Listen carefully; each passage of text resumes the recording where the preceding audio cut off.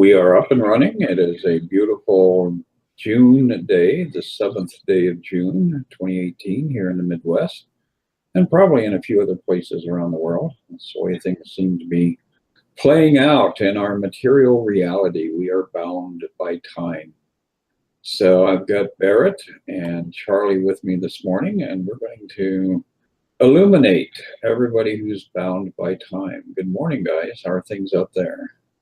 Hello. Wonderful. Hello. Good morning. Doing well, doing well. Yeah, it's a sunny day here. The birds are chirping. So We are in illumination. there we go. There we go. Enjoying the happy dream.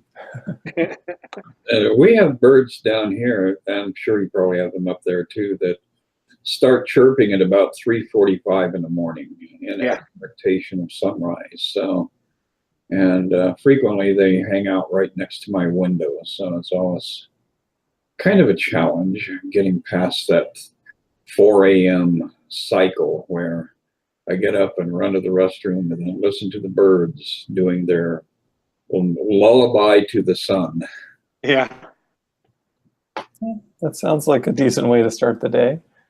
Oh yes, Yeah, it is. It's a very quiet time in the household, which I fully appreciate. Yes. We were my favorite time of day. Yes, that early morning, and we were talking this morning before we started our video about the problems of recognition. If you don't have a understanding, a recognition of what the problem is, then you are pretty much doomed to be suffering the problem for as long as you're failing to recognize what it is. And that, I think that really is such a sound statement of this world. I mean, it really is the conditions that we are constantly having to bring light into, because we have our blind sides, and the ego loves those blind areas, those blind zones, because that's how it sets us up for all sorts of mayhem. And so today we're going to contemplate and ruminate about what it is that we need to do in order to be able to see clearly what it is that our problems are. That's right. As we tune in, we start to get more and more that the Course is sort of like a one-trick pony, right? It's telling us the same thing again and again and again and again and again and again. But it's what we need to hear. And this lesson is hitting the nail on the head, because we are always looking to fix a problem where it's not. And that is a futile effort that we all know all too well. It actually reminds me of a kind of a story or a joke where someone's walking down the street and they come upon a man who's on his hands and his knees, and he's on the street underneath a street light, and it looks like he's looking for something on the ground, and I say to him, what are you doing? You know, he said, oh, I'm looking for my keys. And so you know, the other person immediately gets down and starts looking for them too, and trying to help him. And after they're searching for a while, it says, well, do you remember where exactly they fell? And the guy says, yeah, well, he points down the street. He said, well, they fell somewhere over there, but the light is better over here. Yes, that is the sad reality of how most of us, again, get seduced by the ego. Yeah, so we all have our version of what the light is, you know, the not the real light, but the light that we think is where we need to search, where we need to find, where we need to go to get our happiness. And over, we keep saying, no, go look where you dropped your keys, you know. Yeah, that's where you need to go. Yeah, I love the way you bring up the fact that we search over and over and over again for this this light, and we're constantly looking outside ourselves for it, you know, instead of going within where the light is, you know. So recognizing the problem so it can be solved, we keep trying to solve this problem outside of ourselves, you know, in our own in our own belief in separation, you know, that Charlie's world, I'm going to fix this thing, you know. It's up to me. It's up to me to take care of it. It's up to me to find the keys. It's up to me to, you know, make sure that the illusion is working correctly. You know, never do I really, you know, catch on to the idea that it's all being created in my mind. And Jesus is really, I love the way you say it, because he's so clear in the Course, over and over and over and over again. Got to go inside, guys. You know, as I was talking before we hopped on today about specialness, you know, this idea of Charlie's special world is all that's going on, with Charlie at the center of it, you know. And I keep going to Charlie for help. I'm in a world of hurt, you know, because I'm never going to find the answer from Charlie. Yeah, but it is engaging, you know. I mean, it definitely, It is, yeah. it definitely keeps you in that little squirrel cage going round and round and round. Yeah. And for some people, it seems like that's a necessary part of the journey. But Yeah. after a while, you just get to that point where you're done, you know. And the way the lesson starts off, I think, is really interesting. It says, a problem cannot be solved if you do not know what it is. But even more importantly here, even if it is really solved already, you will still have the same problem because you will not recognize that it has been solved. This is a situation of the world. The problem of separation, which is really the only problem, has already been solved. Yet the solution is not recognized because the problem is not recognized.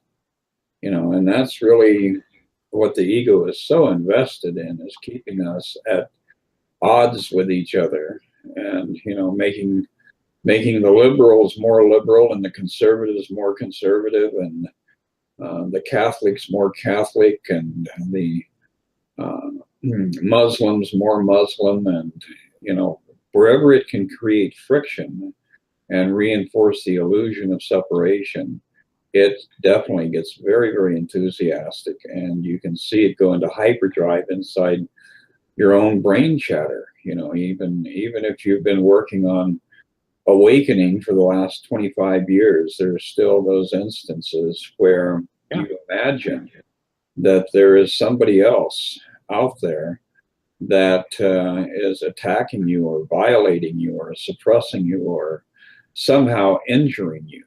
And the truth is, it's only you. You're the one who's doing it to you. Yeah. Yeah, it's really interesting, you know, this whole idea of recognizing how we're thinking, you know, because it's really what it's about, you know. And Jesus is so clear, you know, that we have two teachers, and we have spent our entire lives, for the most part, most of us, you know, listening to just a single teacher. And we've been totally lost in this world that we've created, this imagined world. And we don't see that it's a problem. You're right. You know, we think it's reality. And we just keep trying to fix it. And there's no fixing it, because it's not real. It's not true.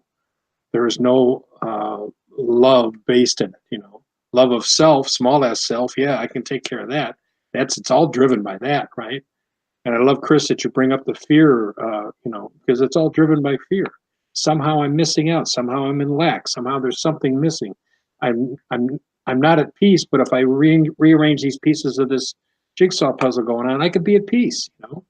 And it could never happen. You know, it could never take place that way.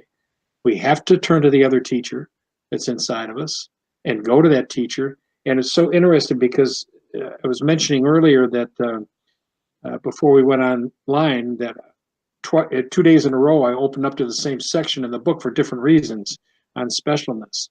In the beginning of the section I went to was is basically saying Christ is still. You know, you were talking earlier about the birds in the morning and the quiet time in the morning. What a beautiful time of day it is. It's in that stillness, when we allow the chatter to be quieted, you know, the chatter in our head, the squirrel cage going on, that we get to hear the other voice. We get to hear the other answers. We get to start to understand that the problem is all being created by me, and it's not out there. Yeah. And this is where our true power lies, to realize that it's always within us, because this world was actually made to prove that victimization is possible. right? There's someone out there, there's something out there, it's their fault. You know, as you're saying, I would be happy if they did this, if they said that, if whatever. Well, as soon as we're in that mindset, there's no happiness there. There's no peace there. And basically we've also left the mind, right? Because when we're in that idea, what we think we are is the body. We think that all that's real is the physical world. And it sure seems real, right? It sure seems like it's our experience. And it is our experience, but it's just not the truth. So it's kind of stunning when we really get this. You know, I'm just going to read some of the next paragraph here because it's so good. Yeah. Everyone in this world seems to have his own special problems. Yet they are all the same and must be recognized as one if the one solution that solves them all is to be accepted. What is that solution? That solution is the atonement. Who can see that a problem has been solved if he thinks the problem is something else? Even if he is given the answer, he cannot see its relevance. So again, this is about over and over again returning to where the keys within our mind actually are, rather than looking where they're not. And that means we go back to the source in the mind, because all of our suffering, all of our pain actually is from the mind. And it has one root. That one root is the idea that we are separate, that we are apart from our Creator. And that one root is actually not true. That's what this lesson is helping us to see. It actually fits so nicely with the next lesson. Lesson 80 is, let me recognize my problems have been solved. So, you know, what we see is we have to see what the issue is, and then we see that there's no issue. This is a really nice demonstration of what forgiveness is, right? Forgiveness is we recall our projection. So we think something outside of us is the cause of our upset. We recall that back into the mind, realize that's really where the source of the issue is. And then we see that there's actually no issue, not even within the mind, because there's no source for suffering. And this is a big statement, right? There is no source of suffering. There is no cause to suffering. What has no cause is not real. So this is the undoing of the whole ego concept, the whole idea of everything that's ever led to any sort of pain or problems, suffering or challenge. And again, this is why we keep coming back to the same idea, because this is how we have to, this is where we have to go in order to find our keys, right? So we just keep going back to it again and again and again. And over time, we actually start to not just intellectually get this, we start to experientially get this. And that's when we start to come into what's called the real world, this experience of the world without any projection of fear on it. So that's our work. We just keep doing this again and again and again, and deepen and deepen and deepen into this knowing. Exactly. And, you know, the thing that that we're always under pressure from, and you know, is the complexity of life, that illusion of the complexity of life. And if we go down a couple more paragraphs here, it says, all this complexity is but a desperate attempt not to recognize the problem.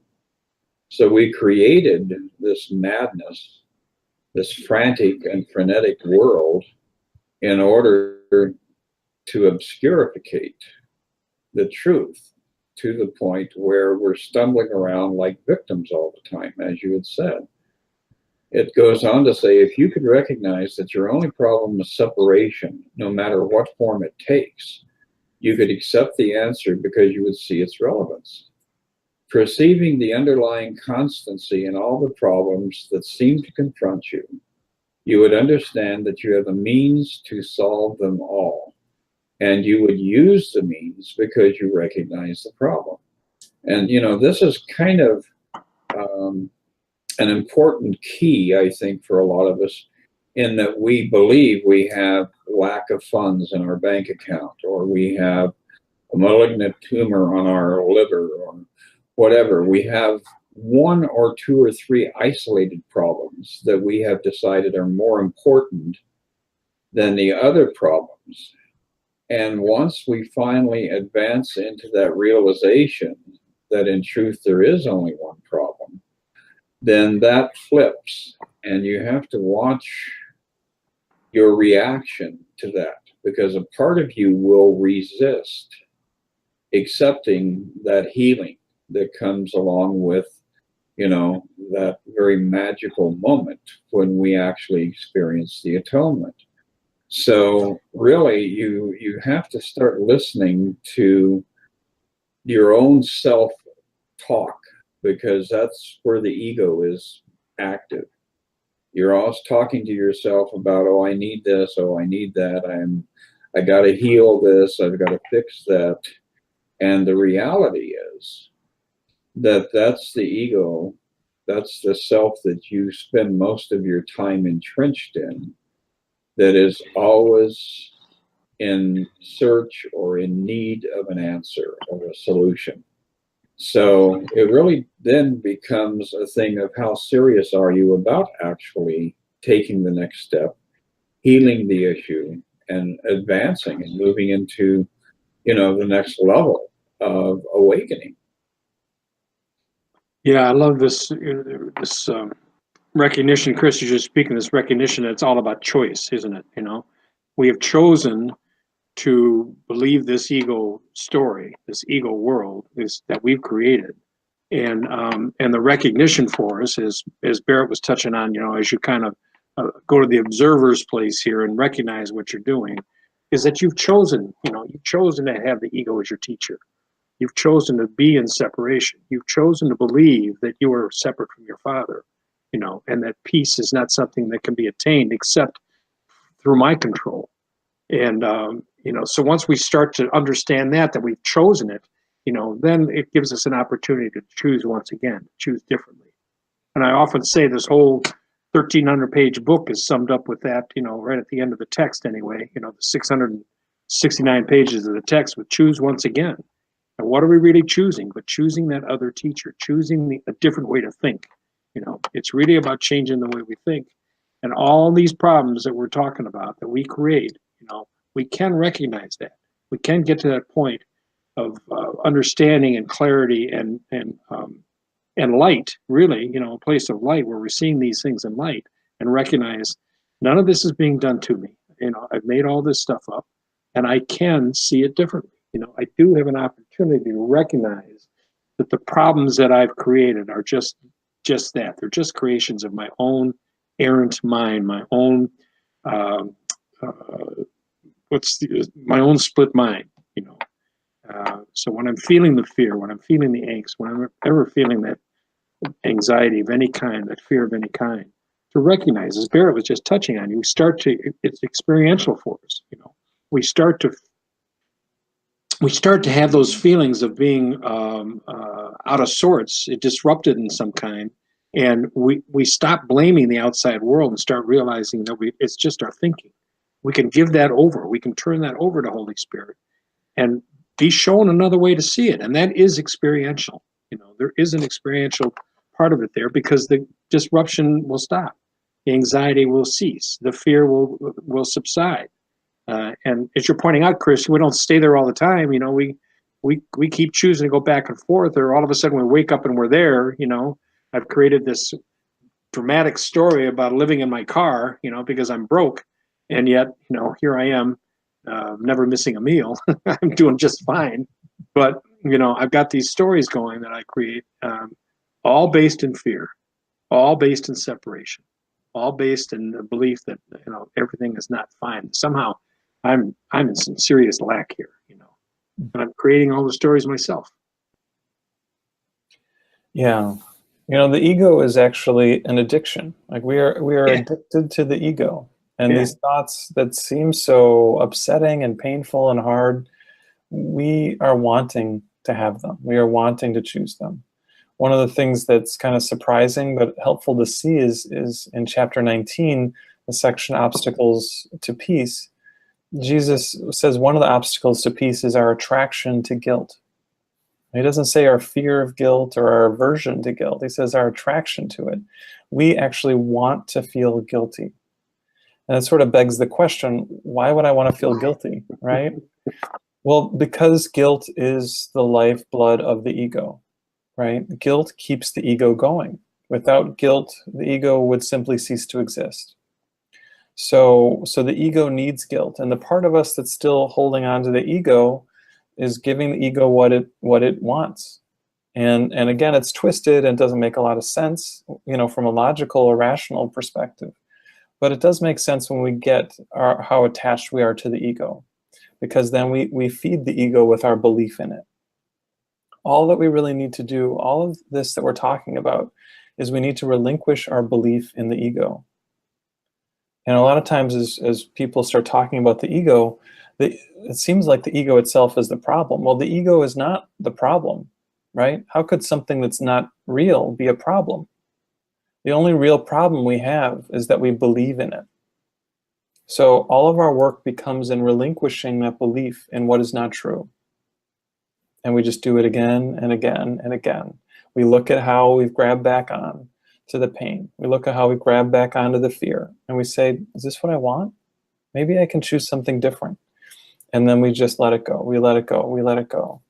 And over and over and over again, that starts to form a habit. As Jesus says in the very beginning of the text and the miracles principles, he says, miracles are habits. So we just need to keep practicing. And if we fall off the bandwagon for a while and we wallow around in our pain and our agony for a bit, okay, well, just get back on. That bandwagon's just waiting. It's right next to us. We can always hop up and go for our hayride. So. That's very true. And, it becomes very easy to isolate the problems. All you have to do is look around you. Every time somebody does something that really pisses you off, you know that's something that's going on inside you, and you need to really stop and look deeply into yourself and come to that awareness that nothing outside of you exists. So the barometer for your awakening, for your transition through these different levels and dimensions of addiction and insanity really is just paying attention to what's going on in your surroundings. And then it becomes very, very easy. So you're not on a quest. You're not having to climb, Mount Everest and plant a flag on the summit of it. All you have to do is just be present in your life, hour by hour, minute by minute, day by day. And you'll begin to recognize, oh, this is a problem I have. It's being redirected back to me through the appearance of somebody else. But this is my problem, and I need to address it. And when you start stripping the ego down in that fashion, then you suddenly recognize that you're making a lot of headway almost immediately. So the simplicity of the solution is really kind of astonishing. Yeah. Because it's an ever-present force. It's right in front of you at all times. Yeah. Yeah, I love that. Just as recognition, the recognition for me is, look at how you're thinking. It's really what Jesus is telling us over and over throughout the course.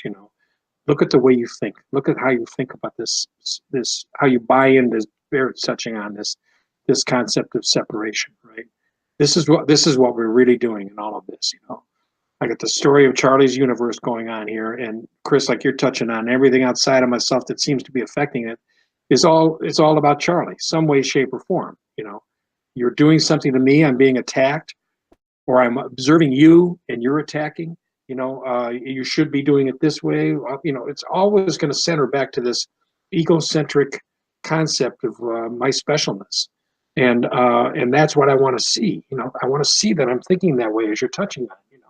And that is the beginning of the clarity force. We're shining a light on the way we think, and recognizing that it's really insane. It's really a crazy way of living in this world. Believing that we can truly fix a world that's filled with nothing but problems because we made it that way. And it can't be done. It's impossible. It's an impossible task. And Jesus is telling us over and over and over again, look at the way you think. It's not real. It doesn't exist. Go inside, find the truth, find the peace. It's already there. It's always been there, always will be.